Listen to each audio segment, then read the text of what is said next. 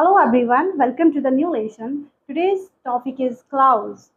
So कई बार अपने phrases और clauses को साथ में सुना होगा और कई बार clauses को अलग सुना होगा.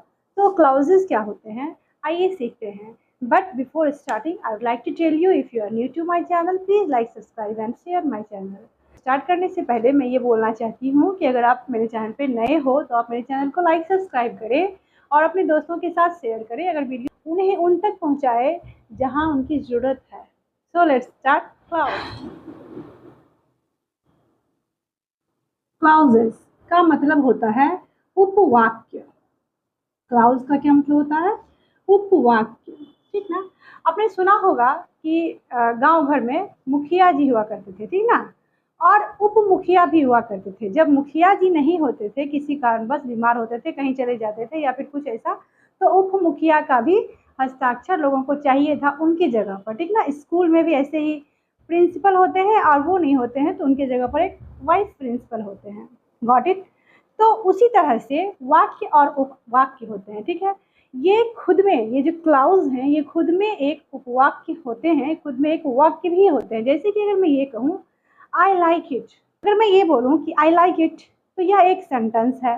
क्यों है? बिकॉज इसमें सब्जेक्ट, वर्ब एंड ऑब्जेक्ट सभी हैं. ठीक है. That's why it is sentence. तो क्लाउज का भी यही कंडीशन है कि सब्जेक्ट प्लस वर्ब दोनों टुगेदर होंगे. Subject plus verb equal to clause. ठीक है. डिटेल्स में समझिए. सबसे पहले क्लाउज को बोलते हैं उपवाक्य. क्लाउज जो है एक तरह का सेंटेंस ही है. फिर क्वेश्चन अराइज होता है कि इसे हम पढ़ते क्यों हैं? सेंटेंस तो हमने सीख ही लिया है, लेकिन ये सेंटेंस के ही एक पार्ट होते हैं लाइक फ्रेज. ठीक है. ये अलग अलग टाइप के होते हैं और ये भी जैसे फ्रेज हमारा नाउन की तरह, एडजेक्टिव की तरह, एडवर्ब की तरह एक्ट करते हैं सेंटेंस में, वो भी करते हैं. तो इसे पहचानना तो जरूरी है ना, जो छुप के बैठे हैं सेंटेंस में. तो इसे फाइंड आउट करने के लिए हम इसे जानते हैं. राइट. सो क्लाउज जो है वो, जैसे कि एक एग्जाम्पल हमने दिया है यहाँ पे, ये देखिए, सब्जेक्ट वर्ब फॉर्म में. क्लाउज जो है वो सब्जेक्ट वर्ब फॉर्म में होते हैं, यानी कि सब्जेक्ट होंगे, वर्ब होंगे, तो उसे क्लाउज बोल देंगे हम. ठीक है. बट फ्रेजेस में क्या था कि फ्रेजेस में सब्जेक्ट और वर्ब नहीं होंगे. ठीक है. वो भी ग्रुप ऑफ वर्ड होंगे, सेंस भी उनका भी आएगा, बट वो क्लाउज नहीं कहलाएंगे, वो फ्रेज कहलाएंगे, क्योंकि उनके पास जो है ये फाइनाइट वर्ब एंड सब्जेक्ट दोनों एक साथ नहीं होंगे. ठीक है. या तो कहीं वर्ब पाए जाते हैं या फिर कहीं सब्जेक्ट पाए जाते हैं. ठीक है. या फिर कहीं दोनों में से कोई नहीं. ना देखिए, the lady who is wearing a red sari is my aunt. जो लेडी रेड साड़ी पहनी हुई है वह मेरी आंट है, मेरी चाची है. ठीक है. तो द लेडी क्या हो गया? सब्जेक्ट. और यहाँ पे जो इंट्रोड्यूस कर रहा है इस लेडी को, who is wearing a red sari. ठीक है. यहाँ तक ये क्या हो गए आपके? क्लाउज. अब देखिए, ऐसे ही तो हम फ्रेज को भी गोला करते थे. कल के जस्ट वीडियो में मैंने यहाँ पे अपलोड किया है अपने चैनल पे, आप देख लीजिएगा अगर नहीं देखे होंगे तो. ठीक है. तो यहाँ पे देखिए, यहाँ पर जो ये वियरिंग है ये हमारा एक फाइनाइट वर्ब है. ठीक है. फाइनाइट वर्ब है. अगर आपको finite and non finite verb में कोई भी दिक्कत परेशानी है तो मैंने एक वीडियो ऑलरेडी अपलोड करके रखा है अपने चैनल पे, तो आप वहाँ जाके विजिट करें, देखें. और अगर वीडियो पसंद आए तो इसे लाइक, सब्सक्राइब, शेयर करें. So guys, my name is Khushboo and you are watching non stop learning. तो देखिए, यहाँ पे ये हो गया फाइनाइट वर्ब और ये जो हो गया हमारा पूरा who is wearing a red sari, ये हो गया हमारा क्लाउज.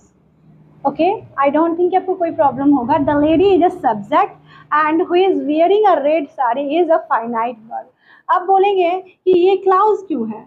क्योंकि यहाँ पे देखिए, इज क्या है? हमारा एक्सिलरी वर्ब है, वियरिंग भी मेन वर्ब है. ठीक है. या दो दो वर्ब है, तो इसलिए क्योंकि हमने क्या कहा, हु यहाँ पे क्या है? हमारा सब्जेक्ट है. ठीक है. इसकी बात अभी नहीं हो रही है, हु की बात हो रही है, सिर्फ इसकी. ठीक है. क्लाउज की बात हो रही है, तो बस इतनी की बात हो रही है. तो हु क्या है? सब्जेक्ट है. इज क्या है? वर्ब है, ये भी वर्ब है. और जो इंडिकेट कर रहा है इस नाउन को क्या, कि जो रेड साड़ी पहनी है कौन? लेडी. लेडी को इंट्रोड्यूस कर रहा है, वही क्या है? मेरी साड़ी, मेरी आंट है. ठीक है. तो यहाँ पे द लेडी एक अलग पार्ट हो गया. यहाँ पे हु जो है इसको इंट्रोड्यूस कर रहा है कौन? हु सब्जेक्ट हो गया and wearing a red sari हमारा क्लाउज हो गया. यानी कि क्लाउज में अब समझने में कोई परेशानी नहीं, क्लाउज वही होंगे जिसके पास सब्जेक्ट और वर्ब दोनों होंगे. यहाँ पे सब्जेक्ट भी है और वर्ब भी है. ठीक है. तो अभी डिफिनेशन देख लेते हैं। A clause is a group of words which has a subject finite verb. जैसा कि अभी हमने कहा सब्जेक्ट भी है फाइनाइट वर्ब भी है, ठीक है। तो सब्जेक्ट होगा फाइनाइट वर्ब होगा, उसको हम क्या बोलेंगे, क्लाउज कहेंगे। किसको, ऐसे ग्रुप ऑफ वर्ड जिसके पास सब्जेक्ट हो और वर्ब हो, ठीक है। And forms a part of a sentence, ये जो है एक पार्ट ऑफ सेंटेंस है, आपको दिख ही रहा है यहाँ पे कि ये क्या है, पार्ट ऑफ सेंटेंस। अगर ये नहीं रहेंगे तो the lady is my aunt, ठीक है, यही होंगे ना, लेकिन यहाँ पे इसको थोड़ा बड़ा बनाने के लिए ये बीच में ऐड किया गया है। नाउ अब इसके फीचर्स देखते हैं। It has subject and predicate. अब जो इनके पास जो होता है, उनके पास सब्जेक्ट भी होता है, जैसे कि ये सब्जेक्ट है, यहाँ से हु के बाद जो सब्जेक्ट के बाद जो भी बचता है वो क्या हो जाता है हमारा प्रीडिकेट, ठीक है। Now it must have at least one verb, इसके पास कम से कम वन वर्ब तो जरूर ही होगा, ठीक ना, और वो भी फाइनाइट वर्ब होगा। तो आई होप इट्स क्लियर। आगे बढ़ते हैं, बहुत सारा एग्जाम्पल लेने वाले हैं, वीडियो के अंत तक बने रहे, और वीडियो बहुत ही यूजफुल होने वाला है आपके लिए। अगर आप स्पीकिंग के लिए भी सीखना चाहते हैं, तो अगर अच्छा स्पीकिंग करना है तो ग्रामर का नॉलेज तो जरूरी है। वैसे मैं ये बोल सकती हूँ कि स्पीकिंग के लिए ग्रामर सीखने की कोई ज़रूरत नहीं है, बट लॉजिकली आप अगर देखा जाए तो जिसकी ग्रामर है उसकी सेंटेंस भी करेक्ट होंगे, ठीक ना। तो ये जो है आप स्क्रीनशॉट ले सकते हैं या फिर लिख सकते हैं, ठीक है। अगर आप स्टडी भी कर रहे हो किसी क्लासेस में तो उनके लिए भी यूज़फुल है, एग्जामिनेशन के लिए भी यूज़फुल। अब जो टाइप, देखिए इसको क्लॉजेज या क्लॉज दोनों बोला जाता है, आपको जो कंफर्टेबल हो वो बोल सकते हैं, ठीक है। तो टाइप्स ऑफ क्लॉजेज कितने होते हैं, एक होते हैं इंडिपेंडेंट, एक होता है डिपेंडेंट, एक होते हैं कोऑर्डिनेटिंग क्लॉज, ठीक है। आज की वीडियो में गाइस ट्रस्ट में कि कोई कंफ्यूजन रह ही नहीं जाएगा, बिकॉज मैं पढ़ा रही हूँ आपको डिटेल्स में, एग्जाम्पल के साथ बहुत सारा समझाने वाली हूँ, एग्जाम्पल के साथ समझाने वाली हूँ, ताकि आपको कोई कंफ्यूजन बचे ही नहीं। अगर फिर भी कोई कंफ्यूजन हो तो आप कमेंट बॉक्स में उसको एंटर करें, मेंशन करें, ठीक है। देखिए इंडिपेंडेंट को ही हम मेन क्लॉज या प्रिंसिपल क्लॉज बोलते हैं। इंडिपेंडेंट के तीन नेम होते हैं, पहला इंडिपेंडेंट, दूसरा मेन इंडिपेंडेंट क्लॉज, दूसरा मेन क्लॉज, और तीसरा प्रिंसिपल क्लॉज, ठीक है। तो पहले इसके बारे में और जान लेते हैं, राइट। तो इंडिपेंडेंट क्लॉज जो होते हैं उसे कैसे पहचानेंगे, उसके पास एक फाइनाइट वर्ब होते हैं और कंप्लीट सेंस भी देते हैं। स्टैंड ऑन देयर ओन, वो अपने पैर पे खड़े हो सकते हैं, वो अकेले ही काफ़ी होते हैं, उनको किसी की हेल्प की ज़रूरत नहीं होती है, ठीक है ना। अगर गर्ल्स हो, मेरे वीडियो देख रहे हो, तो आपको भी अपने पैर पर खड़ा होना चाहिए, राइट। तो गर्ल्स को बहुत ज़्यादा ज़रूरत होती है, ठीक है। तो देखिए एग्जाम्पल देखिए, आई सैंग आई सॉन्ग, मैंने एक गाना गाया, ठीक है। ये एक छोटा सा क्लाउज है। क्यों क्लाउज क्यों है, ये तो एक सेंटेंस भी है, सेंटेंस भी है मैंने बताया था, लेकिन क्लाउज भी है बिकॉज इसके पास क्या है, एक फाइनाइट वर्ब है, दैट इज सैंग, ठीक है ना। सैंग इसलिए सिंग का भी टू सैंग रूप बदलता है, मैंने बताया था आपको, ठीक है। तो आई सेंग अ सॉन्ग, इसका मतलब ये जो है ये हमारा मेन क्लाउज है, यही हमारा प्रिंसिपल क्लाउज है, और यही हमारा इंडिपेंडेंट क्लाउज है, इसे किसी दूसरे की सहायता की जरूरत नहीं है। ठीक इसके अपोजिट डिपेंडेंट क्लाउज जो होते हैं, और इसके दूसरे नाम क्या है, इसका एक ही और नाम है, दैट इज सब ऑर्डिनेट क्लाउज, ठीक है। सब ऑर्डिनेट क्लाउज, कोऑर्डिनेट क्लाउज में आपको कंफ्यूज नहीं होना है, बिकॉज सब ऑर्डिनेट और डिपेंडेंट एक ही होते हैं, ठीक है। और मेन, प्रिंसिपल, इंडिपेंडेंट सब एक ही होते हैं, सिमिलर नाम है, नाम से क्लियर है। तो जो डिपेंडेंट होंगे वो क्या करेंगे, दूसरे पे डिपेंडेंट रहेंगे, राइट। तो देखिए it has a verb but don't make complete sense. अब क्लाउज है, क्लाउज का रूल हमने सिखाया आपको, पहचानने का नियम कि इसके पास एक वर्ब तो होगा ही, ठीक है। तो क्लाउज है तो वर्ब होगा, लेकिन क्या है, don't make complete sense, but वो कंप्लीट सेंस नहीं देगा, उसे सेंटेंस के और भी पार्ट की जरूरत पड़ती है, ठीक है। एग्जाम्पल देखते हैं, देखिए ये भी है, it needs an independent clause, इसकी जरूरत पड़ती है, ठीक है, इसे इसकी जरूरत पड़ती है मेन क्लाउज की। तो I like music which is composed bye A R Rahman, I like music, ये इंडिपेंडेंट है, ठीक है। लेकिन अगर मैं इसे नहीं बोलूँ, आई लाइक म्यूजिक मैं नहीं बोलूँ, ठीक है, सीधा आपको बोलूँ कि which is composed bye A R Rahman, तो इसके सेंस भी निकलते हैं, इसमें वर्ब भी हैं, ठीक है, इज वर्ब भी हैं, बट क्या ये कंप्लीट सेंस दे रहा है, नहीं दे रहा है। तो इस सेंटेंस को which is composed bye AR Rahman वाले सेंटेंस को यहाँ आई लाइक म्यूजिक की जरूरत है, तभी ये मिलके बन गया एक सेंटेंस। इसमें दो क्लाउज हैं, ये है डिपेंडेंट और ये है ये है इंडिपेंडेंट और ये है डिपेंडेंट। ये है हमारे मेन और प्रिंसिपल और ये है हमारे सब ऑर्डिनेट क्लाउज, यानी कि सब ऑर्डिनेट क्लाउज और dependent clause both are same. I hope it's clear. Now coordinating clause. Coordinating clause क्या होते हैं? देखिए कुछ भी नहीं है, कंजंक्शन का भी वीडियो हमने ऑलरेडी बना रखा है कि कंजंक्शन क्या होते हैं, तो इसमें इतना डिटेल से मैं नहीं बताऊंगी बिकॉज वीडियो बहुत लंबा हो जाता है। तो जो कंजंक्शन से दो क्लाउज को ऐड कर दे, ठीक है, क्लाउज का क्या है अभी फिर से बता रही हूँ, जिसमें सब्जेक्ट और वर्ब होगा, ऐसे दो सेंटेंस को ऐड जो कर देते हैं वही हो जाते हैं हमारे कोऑर्डिनेटिंग। देख लेते हैं। When two main clauses combine together by a conjunction, याद रखिएगा टू मेन क्लाउज को ही जोड़ना है, ठीक है। ऐसा नहीं कि इसको यहाँ पे आई लाइक म्यूजिक, यहाँ पे एंड इज कंपोज्ड, ऐसा नहीं करना है, ठीक है। इंडिपेंडेंट वाले को जोड़ना है, इसको मेन क्लाउज को, इसलिए यहाँ पे क्लियर किया गया है कि when two main clauses combined together by a conjunction called coordinating clause. Example, I like music and I enjoy spending time with friends, ठीक है, कि मुझे म्यूजिक पसंद है, ये देखिए इंडिपेंडेंट है, मुझे म्यूजिक पसंद है, इसमें किसी और की जरूरत है नहीं, ये भी एक सेंटेंस है, ठीक है। और I enjoy spending time with friends, दोनों को जोड़ा है। I enjoy spending मीन्स मैं इंजॉय करता हूँ, स्पेंडिंग टाइम मतलब दोस्तों के साथ समय बिताकर, ठीक है। दोनों अपने में इंडिपेंडेंट है, दोनों को जोड़ दिया गया। तो आई होप इट्स क्लियर, ठीक है। अभी थोड़ा सा हम एक सेंटेंस लेते हैं, उसमें सीख लेते हैं कि कैसे हमको फ्रेज और क्लाउज जब दोनों पिकअप करना होगा तब हम कंफ्यूज कैसे ना हो, इस बात को भी मैं क्लियर कर देती हूँ, ठीक है। तो difference between phrase and clause भी देख लेते हैं, ठीक है। अगर आपने फ्रेज वाले वीडियो नहीं देखा है तो उसमें जाइए और देखिए और विजिट कीजिए, लाइक कीजिए, शेयर कीजिए, जो भी करना है, लेकिन आप उसे देखिएगा जरूर बिकॉज इट्स वेरी नीडेड। आपको समझने के लिए मैंने एक सेंटेंस लिया है कि आप किस तरह से डिफरेंस निकाल पाओगे फ्रेजेस एंड क्लाउजेस के बीच। सो देखिए, the bus going to school got a flat tyre, ठीक है, जो बस स्कूल जा रहा था उसका चक्का क्या हो गया, टायर क्या हो गया, पंक्चर हो गया, फ्लैट हो गया, ठीक है, फ्लैट हो गया सॉरी।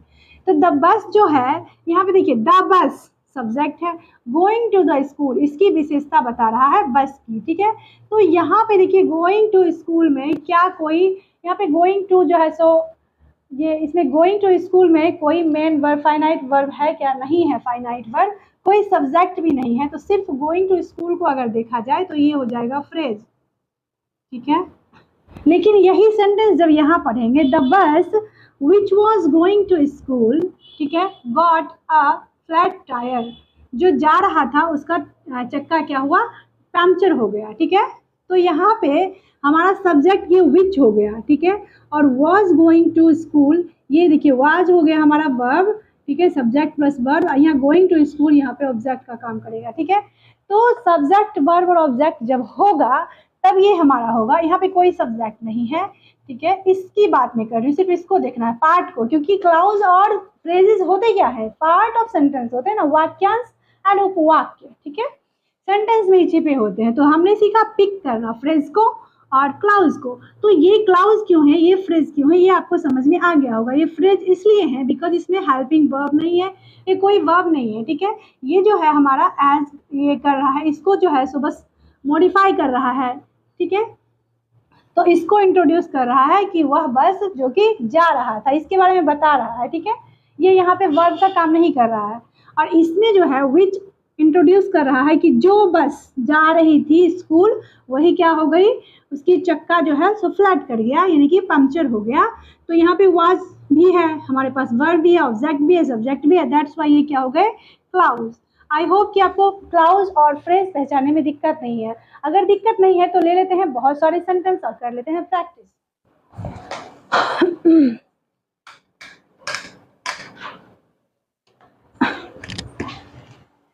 देखिए, तो हमने लिया है कुछ सेंटेंस, ये क्वेश्चन है आपके, आइडेंटिफाई द मेन, प्रिंसिपल या इंडिपेंडेंट, हमने तीनों के नाम लिखे हैं, ठीक है। आपको कोई भी पूछे तो आप कंफ्यूज मत होना, ठीक है। क्लाउड सबऑर्डिनेट या dependent clause and coordinate clause. जो हमने 3 टाइप के क्लाउज पढ़े थे उसे इसमें से ढूंढ के निकालना है, ठीक है। यू कांट कम इन, ये क्या है? यू कांट कम इन। अगर आपको कोई बोले कि तुम अंदर नहीं आ सकते हो, तो क्या तुम नहीं अंदर आ सकते हो मतलब ये खुद में एक सेंटेंस है, इसे किसी और की जरूरत ही नहीं है। ये भी तो एक सेंटेंस है, इसमें वर्ब है, सब्जेक्ट है, इसे दूसरे की क्या जरूरत। तो ये क्या हो गया? मेन क्लाउज, इंडिपेंडेंट क्लाउज, ठीक है। और प्रिंसिपल क्लाउज, आप कुछ भी बोलो। While we are having our lunch, अब कोई ऐसे बोल रहा है कि जब तक मैं अपना लंच ना कर लूँ, ठीक है। तो ये कोई सेंटेंस नहीं है, इसमें वर्ब एंड सब्जेक्ट होने के बावजूद भी इसके कंप्लीट सेंस नहीं आ रहे हैं। It's need to depend on it, इसको जरूरत है इस पे डिपेंड रहने के। मतलब ये क्या है? डिपेंडेंट है, जिसको कि हम सबऑर्डिनेट क्लाउज बोलते हैं। Got it? Now use the paint brush carefully. अब देखिए यहाँ तक जो ये सेंटेंस है ये बिल्कुल इंडिपेंडेंट है, इसे हम मेन क्लाउज बोल सकते हैं, ठीक है। बिकॉज क्वेश्चन में मेन क्लाउज ही पूछा जाता है, तो मेन क्लाउज, इंडिपेंडेंट और प्रिंसिपल क्लाउज में कंफ्यूज नहीं होना है। Use the paint brush carefully, किसी को बोल रहे हैं कि चलिए पेंट ब्रश को केयरफुली यूज कीजिए, ठीक ना। तो इसमें जो है ये मेन क्लाउज है। अभी एज यहाँ पे देखिए, आई शोड यू यस्टरडे, जो मैंने आपको कल दिखाया था, तो ये भी आई शोड यू यस्टरडे, ये जो है सो आई शोड यू यस्टरडे, इसमें क्वेश्चन राइज होता है कि क्या दिखाया था आपने कल मुझे, ठीक है। तो यहाँ पे ये जो है ये सबऑर्डिनेट है, इस पे ये डिपेंड रहता है, ठीक है। तो मेन क्लाउज है, ये क्या है हमारा? सबऑर्डिनेट क्लाउज, ये वाला, ठीक है। Now Anu bought the pencils and I bought the pens. Conjunction की बारी आ गई। मैं फिर से बता रही हूँ कि अगर आपने कंजक्शन वाला वीडियो नहीं देखा है तो मेरे चैनल पे जा करके देखें, जहाँ पे मैंने ऑलरेडी अपलोड कर रखा है कंजक्शन का फुल डिटेल्स वाला वीडियो, ठीक है, जो कि पार्ट्स ऑफ स्पीच वाले में मिल जाएगा, आपको प्लेलिस्ट में मिलेगा, ठीक है। डिस्क्रिप्शन में बहुत सारे लिंक्स दिए होते हैं, अगर आपको विजिट करना है तो आप विजिट कर सकते हैं, ठीक है। आई वॉन्टेड टू वॉच, आप हाँ तो इसे देख लेते हैं। अनु अबाउट द पेंसिल एंड, जो कि कंजंक्शन से ये क्या है? रिलेटेड है। तो हमने कोऑर्डिनेट में पढ़ा था कि जब कोई कंजंक्शन से 2 मेन क्लाउज अलग अलग ये जुड़े हुए होंगे तब हम उसे क्या बोलेंगे? कोऑर्डिनेट। तो ये भी हो गए कोऑर्डिनेट, क्या? कोऑर्डिनेट क्लाउज, एंड ये भी हो गए coordinate clause. Got it?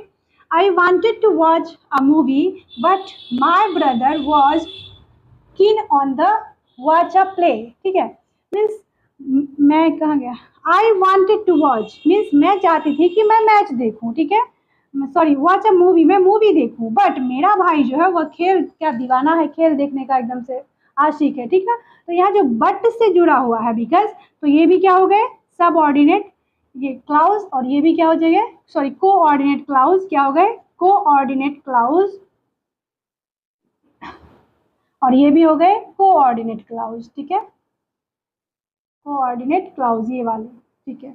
Now Mary had a nice basket full of toys. अब देखिए, Mary had a nice basket, यहाँ तक का मीनिंग इसको निकल गया, ठीक है। तो ये जो है ये एक इंडिपेंडेंट मेन क्लाउज है, ठीक है। मैरी के पास क्या था? एक अच्छा सा बकेट था जो कि क्या था? फुल ऑफ टॉयज का था। तो हमें तो क्लाउज पहचानना है, तो ये पार्ट ऑफ सेंटेंस है बट ये क्लाउज है। Mary had a nice bucket, that basket that is full of toy. तो यहाँ पे मैरी जो है सब्जेक्ट है, हैड जो है वो वर्ब है, और नाइस बास्केट जो है तो इसका पार्ट है। तो ये कुल मिलाकर के क्या हो गया हमारा?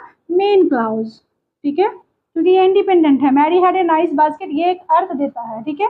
The car had punctured, so I reached office late. अभी देखिए ये दोनों सेंटेंस इंडिपेंडेंट है। the car had punctured मतलब कार जो है वो पंक्चर हो गया था, ठीक है। सो को छोड़ देते हैं। अगर ये भी बोलते हैं कि आई रिच्ड ऑफिस लेट, मैं ऑफिस लेट पहुंचा था, तो ये भी सेंटेंस खुद में क्या है?